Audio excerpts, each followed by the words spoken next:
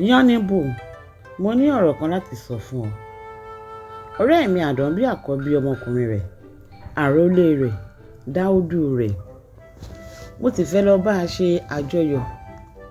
Yánníbo dáhùn ní, mo yọ̀ fún yín o, kí Olúwa bá wa wo ọmọ náà o. Ṣùgbọ́n báwo ni ó ṣe lè dé orí igi lọ́hùn-ún ni, níbi tí Àdán ń gbé, nígbà tí o ò lè fò, tí o ò sì lè gúngi? Èyí ni òṣòro. Bí ọgbọ́n bá sọnù, ọgbọ́n la fi ń wá. Ìwọ ló ń ràn mí lọ́wọ́. Ṣó o rí agbádá ẹtu bàbá mi yìí? Ó rọra dì mí sínú rẹ̀, ó sì gbé e pamọ́ sí yàrá. Bí ọ̀rẹ́ mi Àdán bá ti dé, tí ó wá béèrè mi gẹ́gẹ́ bí àdéhùn, sọ fún un pé mo rí ìránṣẹ́ sáré pè kan láti ọ̀dọ̀ àna mi.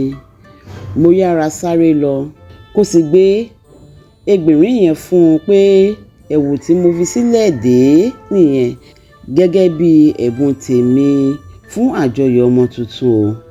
Sọ fún un pé kí ó má tu wò lọ́nà o, kí ó má sì jẹ́ kí ó jábọ́ o, nítorí ẹ̀bùn góòlù olówó iyebíye kan wà nínú aṣọ náà fún ìyá ọmọ o.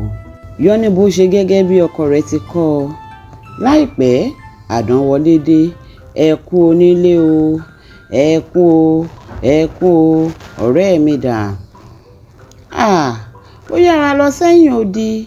Àwọn bàbá mi ló ránṣẹ́ pàjáwìrì kan wá nísinsìnyí pé kó yára fi ẹsẹ̀ kan dé ọ̀dọ̀ àwọn. Ó tilẹ̀ ti múra dè yín. Ẹ gbà, ó ní ẹ̀wù yìí, tiyín ni.